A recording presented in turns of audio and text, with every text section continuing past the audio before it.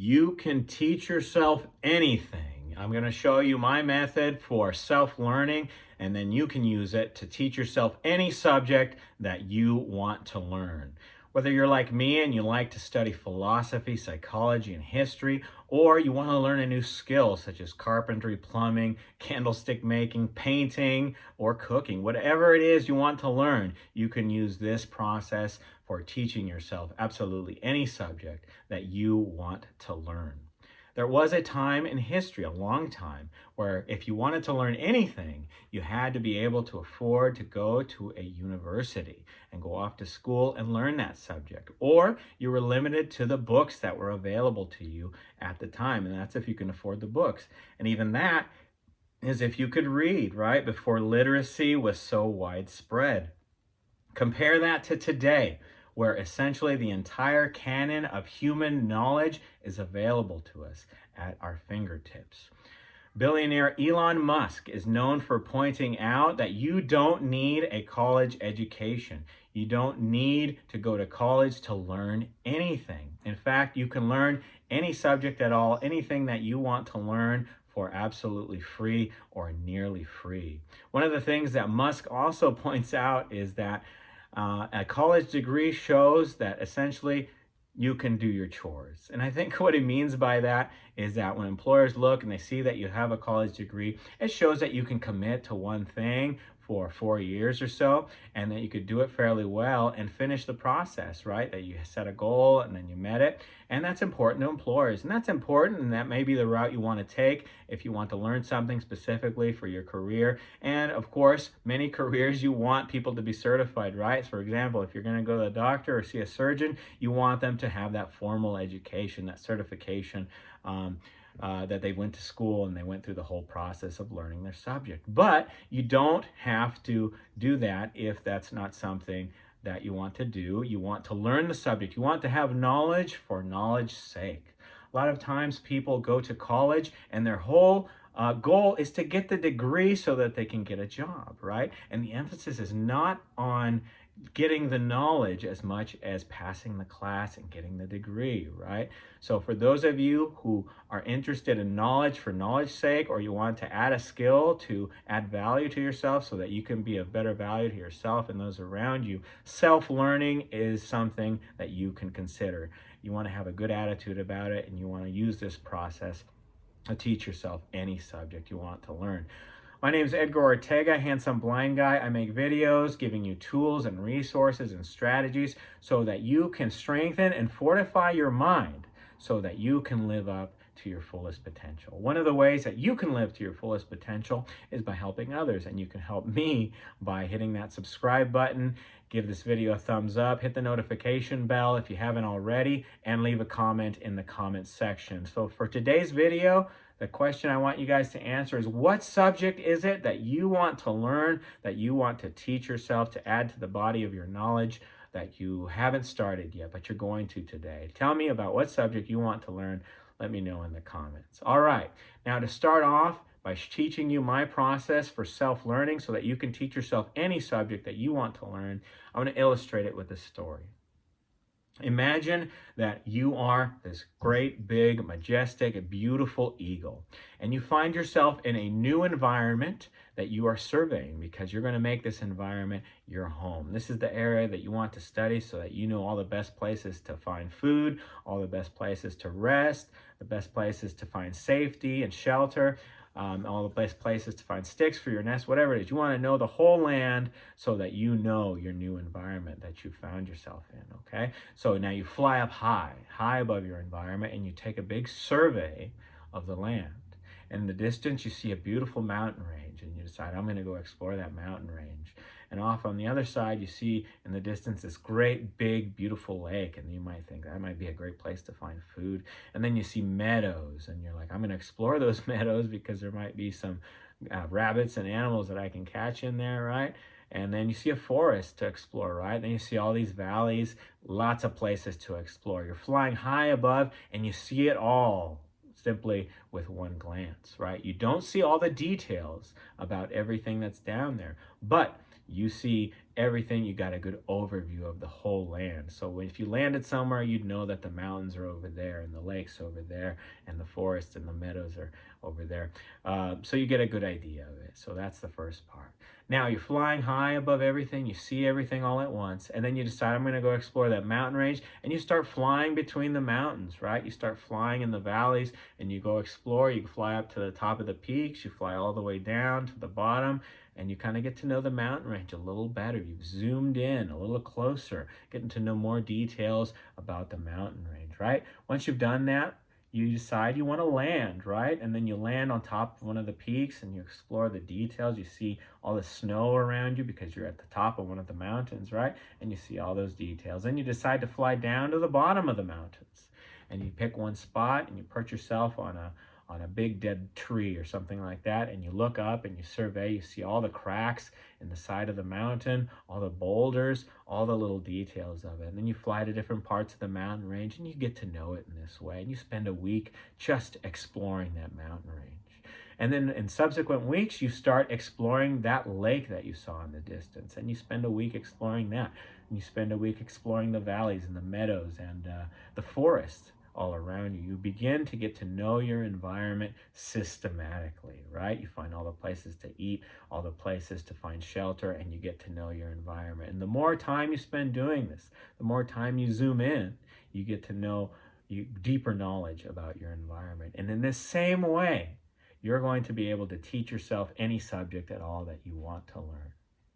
Now, the first part of learning any subject that you want to teach yourself is the survey process, right? Just like that eagle was flying real high, could see every bit of its environment. Not a lot of the details, not a lot of intimate knowledge about everything, but you could see kind of where the land is laid and where things are and things like that. So pick your subject. I'll use a few different ones as examples. Let's say you want to learn about psychology and you say, I've always wanted to learn psychology. I don't necessarily want to get a degree, but maybe I'll consider that in the future. But I just want to learn it for the sake of knowing these things that interest me, whatever reason. You want to learn psychology. So you give yourself 1 year. Say, this year, I'm going to learn as much as I can about psychology. It's important to give yourself these long-term goals so that you have this frame and then you can meet shorter goals all along the way, right? Now, psychology is this broad subject, right? It encompasses several fields. And if you ever go to university and get a psychology degree, essentially you're getting a liberal arts degree because it is so broad, right?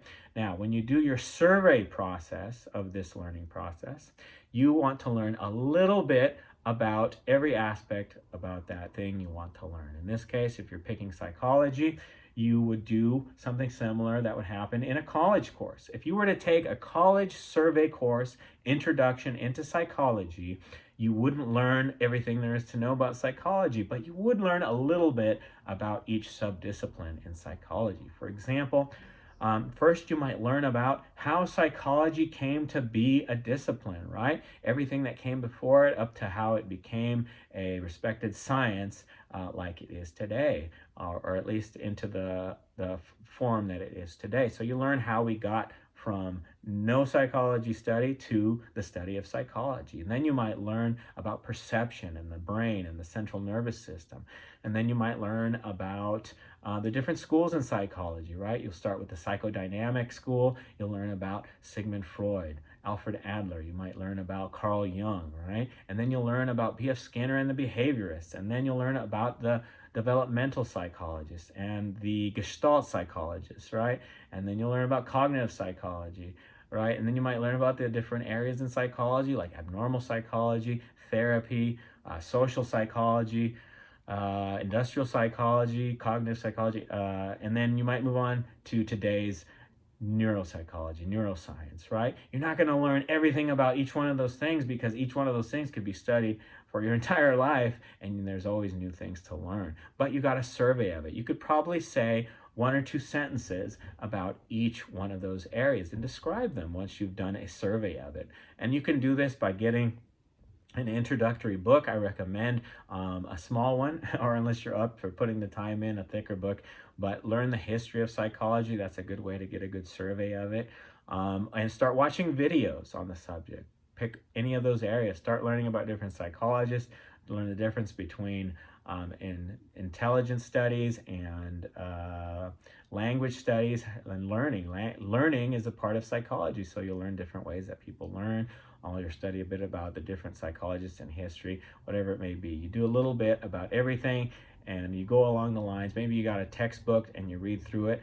Be able to at least identify the table of contents, right? And so when you go to learn something, it's not like reading a book and then you know everything about the book. Reading is a part of learning, but if you're dedicated to learning a subject, it's going to take more than just reading through a book, right? At the very least, get a book, read it through one time, right? Don't worry about taking notes or learning everything there is to know in that book, but do make an effort to learn a little bit about each chapter. And the way you can do that is by memorizing the table of contents of that introductory book, right?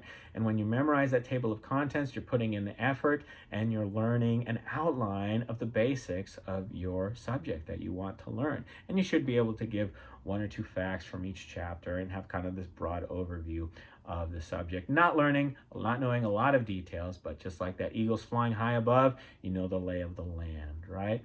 And then once you've done the survey process of learning, you can move on to the next step.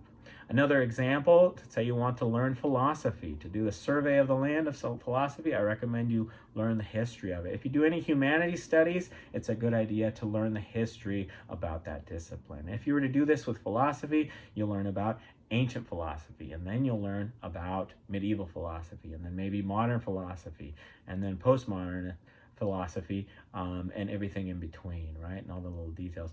And you might learn that simple outline of the history of philosophy, about the different time periods, and be able to give one or two facts, maybe list one or two philosophers from each time period that contributed significantly to the period.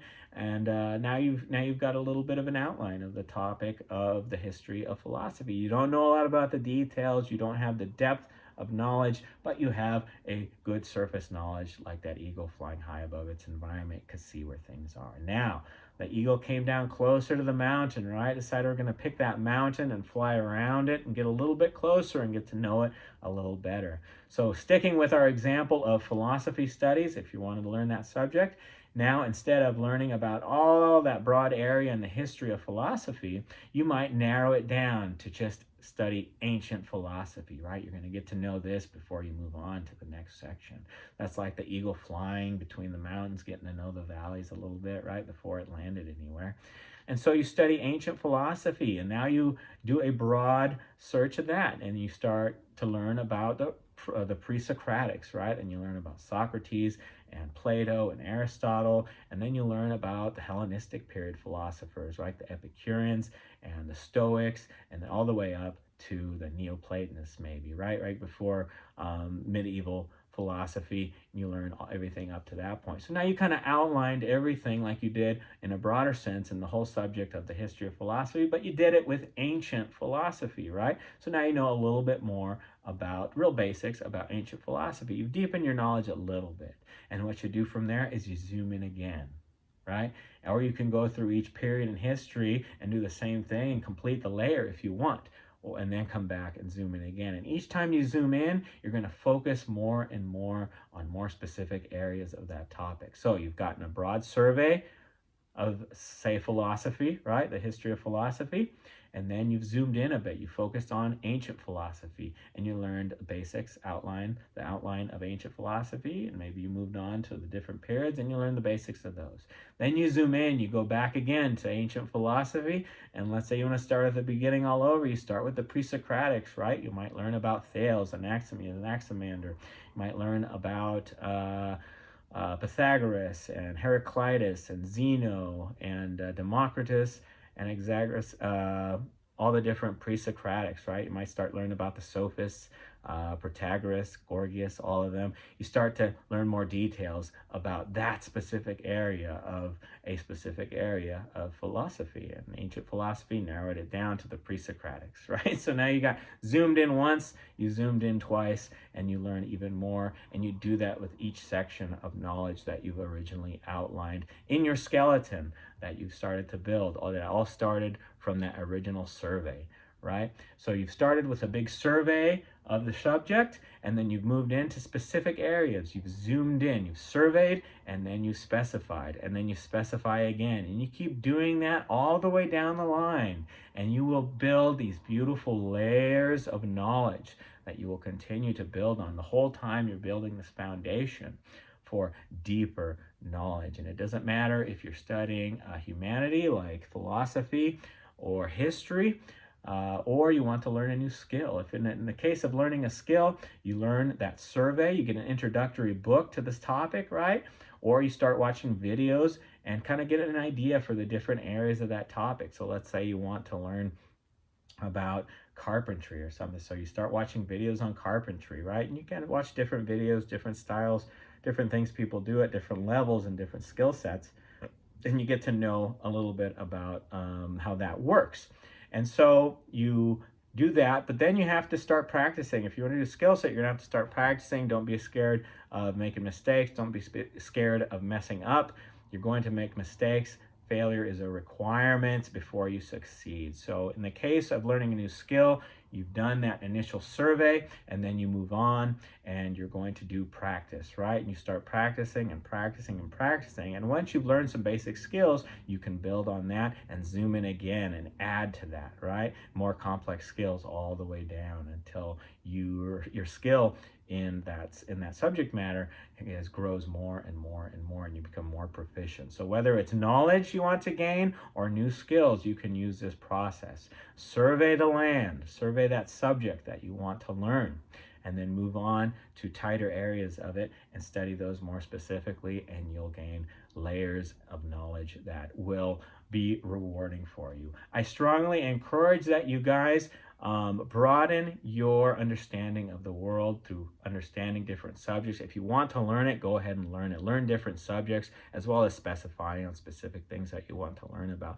But the more you learn about the world, the more you learn about the universe, the environment, the way people work, the way this universe functions, the better you will be able to form informed opinions about the world. The clearer the picture will become, and you'll understand that you really don't know much at all the more you learn. That doesn't make a lot of sense until you start learning more and more about the world. You may think you know everything about the world or a great deal about it, but the more you learn about the world, about the humanities, about science, about different skills, you'll learn that there's so much out there to learn. There's different layers to it, and the more time you spend on any one of those learning things, it's like adding a piece to the puzzle of existence, a piece to the puzzle of understanding the world, of understanding the universe, of increasing your value in the world and what you can do for yourself and others. Each time you learn a new subject or a new fact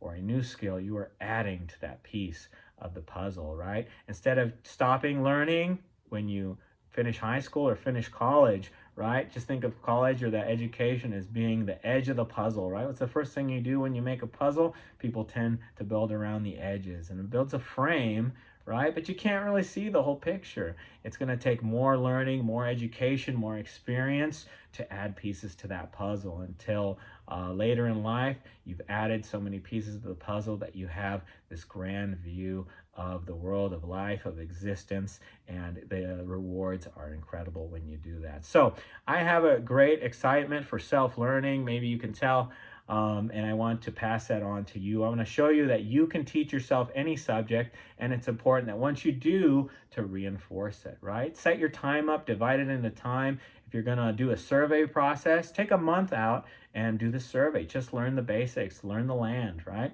And then future months and subsequent months, divide each of your modules of learning into weeks. So say you want to learn about American history, or about world history, or about history in general. Say, I'm going to learn more about history in this 1 year. And that first month, after you've done the survey, do a quick survey of American history, and then divide it into 1 month, right? First, you might learn about pre-colonial America, right? Before the colonists, before Europeans came here. And then, of course, you'll be learning about Native Americans, learning about how they lived, about how they were different, about how they interacted with each other, about things that we got out of those cultures, right? In the second week, you're going to learn about when Europeans came here and how they interacted with the Native Americans and the issues that popped up, right?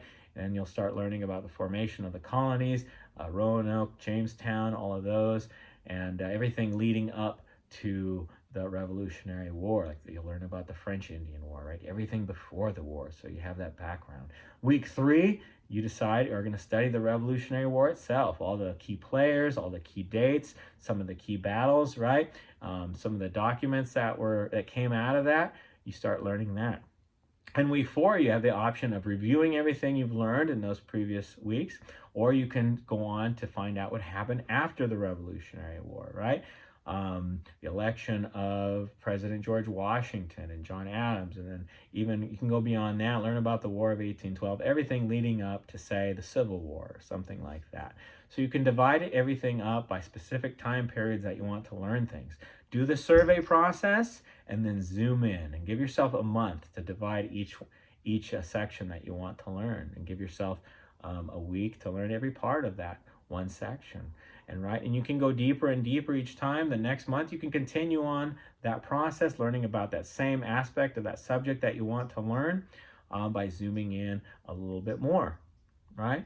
So I hope that's been helpful. I know that's a lot in one breath. There's a lot we can discuss here, but the main basics of it is to, 1, do a survey of the land, just like that eagle was seeing where everything was from high above, not knowing much of the details, and then flying a little lower. Examine one area of that subject matter that you want to learn and check out a little bit more of the details. And then finally the eagle landed, right? And it saw the details even closer and closer.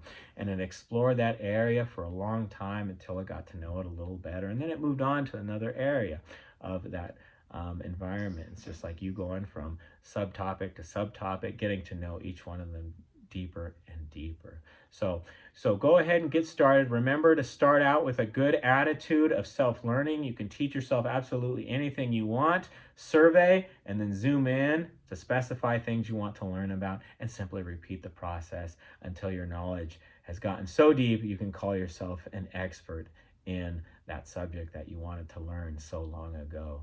Thank you for watching. Please subscribe to this channel. Watch for more videos on learning, on self-learning, on my experiences with blindness. I'm legally blind. I make videos talking about that, as well as providing tools and strategies so that people can strengthen their minds so that they can overcome any obstacle that comes their way. So if learning is an obstacle that you've seen of yourself having, it's time to have a new attitude. Know that you can learn anything you want to teach yourself. Start learning that thing that you want to learn and get started today. Let me know in the comments what it is you want to learn, and I'll look forward to reading those. Thank you for watching. My name's Edgar Ortega, Handsome Blind Guy. I'll see you in another video, or you'll see me in a future video. I'll see you then.